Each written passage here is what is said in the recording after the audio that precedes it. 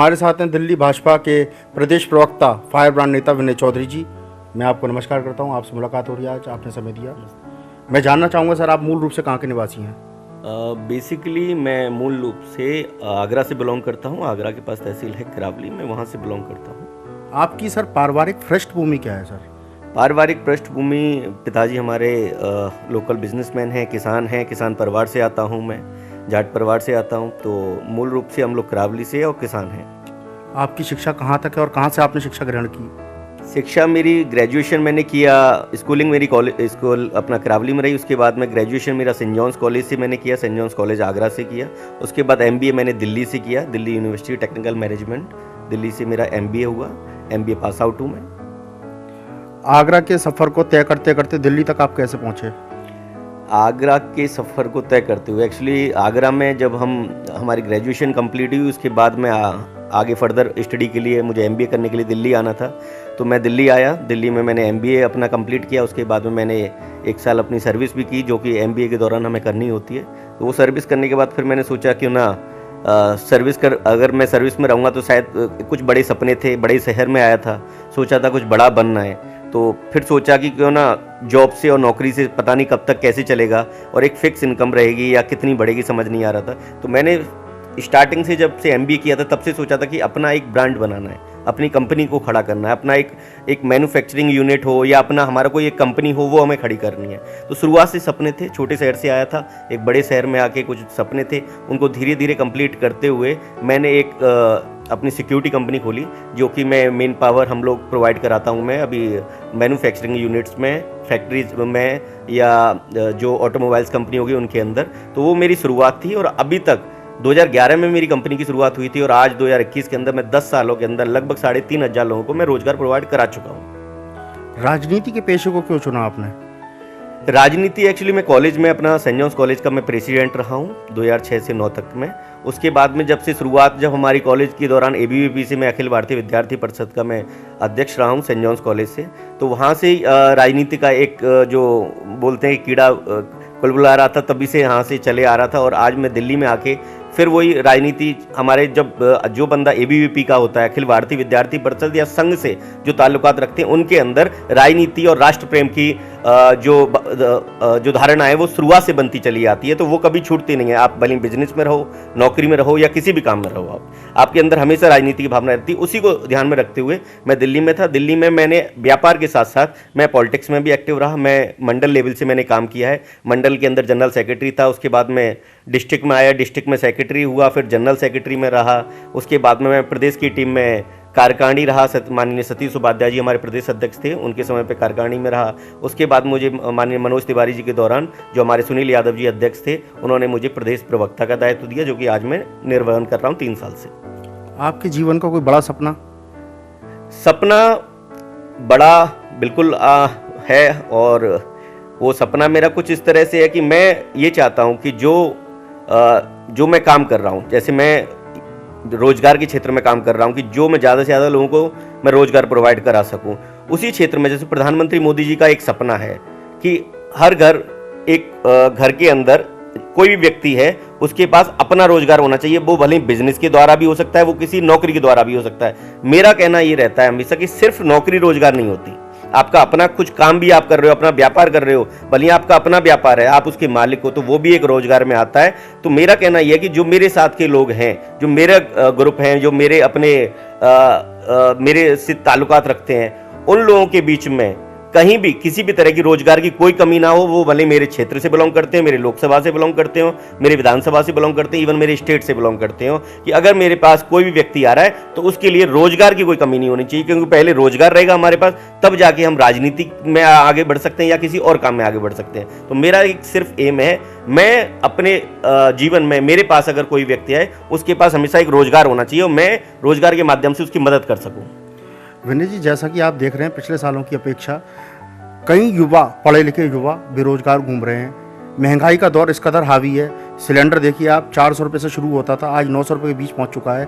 Petrol देखिए आप कहां पहुंच चुका है। इस महंगाई के लिए सरकार क्या कर रही है? और आप युवा भी हैं, राजनीतिक भी हैं, तो क्या अपेक्षा करते हैं? सरकार को क्या प्रयास करने चाहिए कि मध्यम वर्गीय वर्ग जो टूटा हुआ है, उसकी कहीं ना कहीं दिक्कतों को जो दूर किया जा सके? देखो समय लगता है, आपको आप समझते हो, जब हमारे घर में 1 साल के अंदर जब हमारा घर होता है तो 1 साल के अंदर हम जब उसको डेकोरेट करते हैं, दिवाली आती है, दिवाली पे हम साफ सफाई करते हैं अपने घर की। इसी तरह आज देश की साफ सफाई हो रही है। देश के अंदर प्रधानमंत्री मोदी जी का अपना नेतृत्व कर रहे हैं। प्रधानमंत्री मोदी जी साफ तौर पे स्वच्छ भारत अभियान की बात करें, जो गैस वितरित की बात करें, हर घर में गैस पहुंच रही है, शौचालय पहुंच रहा है। स्वच्छ भारत अभियान की तहत शौचालय योजना हर जगह की गई है, गैस की योजना हर जगह गई है। आपने देखा होगा जो लोन की योजना, जो कि व्यापार की दृष्टि से कोई अगर लोन के लिए चाहता है कि भैया व्यापार के लिए लोन चाहिए किसी को या काम के लिए चाहिए, तो वो उसके लिए प्रधानमंत्री मोदी जी काम कर रहे हैं हर क्षेत्र में। इवन किसानों को आप देखें, किसान की आय डबल करने के लिए काम किया गया है। जो न्यू इंडिया की बात करते हैं तो प्रधानमंत्री मोदी जी का नारा है 2022 के अंदर या 2022 के बाद में एक न्यू भारत की परिकल्पना करने की। वो परिकल्पना करने में थोड़ा समय लग रहा है। उसी के दौरान आप जो कह रहे हो कि अपना हमारा पेट्रोल महंगा हो गया, पेट्रोल पहले ही महंगा था, लेकिन एक 10 साल के अंदर जो चीजें महंगाई बढ़ी हैं, बैरिकेड बढ़े हैं, सारी चीजों में समय समय पे इसकी चिंता पार्टी कर रही है और आगे भी इसकी चिंता हो रही है। उसी को ध्यान में रखते हुए प्रधानमंत्री मोदी जी इस चीज पे काम कर रहे हैं। जिन योजनाओं का लाभ आपके द्वारा जनता को पहुंचाया जा रहा है वो तो आपने बताया, लेकिन कोई ऐसी योजना नहीं है जिससे महंगाई कम की जा सके? देखो, महंगाई कम करना सरकार का काम है, सरकार इसको ध्यान में रख रही है और बिल्कुल इसको शालीनता से बहुत सोच समझ के जो कमेटी न्यू कैबिनेट बना है, कमेटी बनी है, वो उसको ध्यान में रखते हुए सब लोग चिंता कर रहे हैं, सरकार चिंता कर रही है इसमें। क्योंकि आप एक युवा हैं, यूथ के लिए ऐसे कुछ वर्ड्स क्या कहना चाहेंगे जिससे युवा मोटिवेट हों, आज के दौर में आगे बढ़ें, उन्नति की राह करें, देश का नाम रोशन करें? युवा से बस मैं यही कहना चाहूँगा कि जो आपके सपने हैं उनको पूरा करने के लिए आप अपनी जान झोंक दो उसमें, क्योंकि समय आज हमारा अपना है। आज आप जो समय आज आपका है उसके काम करने के लिए, उसके लिए करने के लिए तन मन धन से लग जाइए और जब आप अपनी मेहनत 100% दोगे तो ऊपर वाला भी कहीं ना कहीं आपकी सपोर्ट करता है। भविष्य में आप कभी विधायक बनते हो तो आपका पहला लक्ष्य क्या होगा?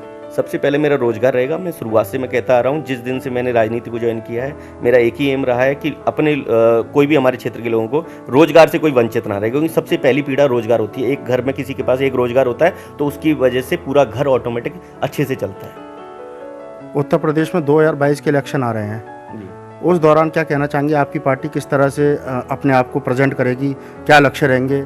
किस तरह से चुनौतीपूर्ण जो व्यवस्था है उनको स्वीकार किया जाएगा? 2022 के अंदर माननीय मुख्यमंत्री, यशस्वी मुख्यमंत्री मोदी योगी जी की जो सरकार है वो दोबारा से हम लोग रिपीट करने जा रहे हैं। उस सरकार को पूरे दमखम के साथ में सरकार दोबारा से आ रही है। आप आज देखते आ रहे होंगे कि कितना जो चरम पे भ्रष्टाचार था, वो भ्रष्टाचार की नाक में दम करके रखा था इन लोगों ने, जो विपक्षी दल थे, और आज आप देख रहे हो 1% भ्रष्टाचार नहीं है। पहले रिपोर्ट थानों के अंदर आप देखते होंगे रिपोर्ट दर्ज नहीं होती थी, किसी भी पीड़ित की रिपोर्ट दर्ज नहीं होती थी, बहन बेटियों की रिपोर्ट दर्ज नहीं होती थी वहाँ। आज आप जाइए, आप 24/7 बहन बेटी रात को आप कभी भी निकल जाइए, कोई एक तरह की कोई सिंगल घटना नहीं उनके साथ देखने को मिलेगी आपको। भ्रष्टाचार 1% नहीं आपको देखने को मिलेगा। आपने देखा होगा पहले हमेशा आप ये विपक्षी जो हमारे अखिलेश जी हैं वो हमेशा आपको बोलते थे कि अभी आप आज उनका देख रहे होंगे कि आज वो मंदिर की बात कर रहे हैं। जब पूरा देश मंदिर की बात कर रहा है, पूरा देश हिंदुत्व की बात कर रहा है, तो आज आपको मंदिर याद आ रहा है। उस समय आपने मंदिर की चिंता नहीं की। उस समय आप जब अपनी सरकार में थे तो आप हज हाउस बनाए जा रहे थे, आप मस्जिद बनाए जा रहे थे, और आज आपको मंदिर की चिंता हो रही है। अरे क्यों? ये सब जनता जानती है, चुनावी हथकंडे हैं, उन्हें पता है कि जानबूझ के हिंदुओं को बरगलाने वाली बात है, जो कि जनता अच्छे से जान चुकी है। और माननीय योगी जी के नेतृत्व में हम फिर से सरकार बनाने जा रहे हैं। शिवपाल चाचा जी ने कई बार कहा है योगी जी तो बहुत अच्छे हैं लेकिन उनके अधिकारी भ्रष्ट हैं। अच्छी बात है ना, उन्होंने कहा है तो ये उन्होंने कहा है तो अच्छी बात है, लेकिन अधिकारी भ्रष्ट नहीं है, ये आप नहीं कह सकते अधिकारी भ्रष्ट है। हाँ, 1-2 अधिकारी हम मान सकते हैं कि 100 में 1-2 लोग हो सकते हैं ऐसे, पर योगी जी की तारीफ अगर कोई विपक्ष कर रहा है तो आप समझ सकते हो वो भी हमारे लिए विपक्ष में, हमारे साथ नहीं है वो। अगर वो योगी जी की तारीफ कर रहे हैं, नेतृत्व की तारीफ कर रहे हैं, तो ये भी अपने आप में एक बड़ी बात है। और कहीं अधिकारी में सबकी नहीं कह रहा, 1-2 अधिकारी हो सकता है, लेकिन कोई इस तरह की बात नहीं है। कोई एक बड़ा मैसेज देशवासियों के लिए जो आप देना चाहें? बड़ा मैसेज मैं यही कहूँगा कि आप देश इस समय एक नए भारत के में तब्दील होने जा रहा है। न्यू भारत की संरचना जो प्रधानमंत्री मोदी जी कर रहे हैं उसमें पूरा देश आज एक है। राष्ट्र प्रेम की भावना है इस देश के अंदर। प्रधानमंत्री मोदी जी के नेतृत्व में पूरा भारत आगे चल रहा है। उसी को ध्यान में रखते हुए हम देश को एक होना है, युवा को एक होना है, हिंदुत्व को एक होना है, और उसको आगे बढ़ते हुए हमें प्रधानमंत्री मोदी जी को फिर से 2024 में हमें फिर से सत्ता में लाना और माननीय योगी जी को 2022 में लेके आना। आपने हमें समय दिया, मैं आपको बहुत बहुत धन्यवाद देता हूँ। बहुत बहुत शुक्रिया।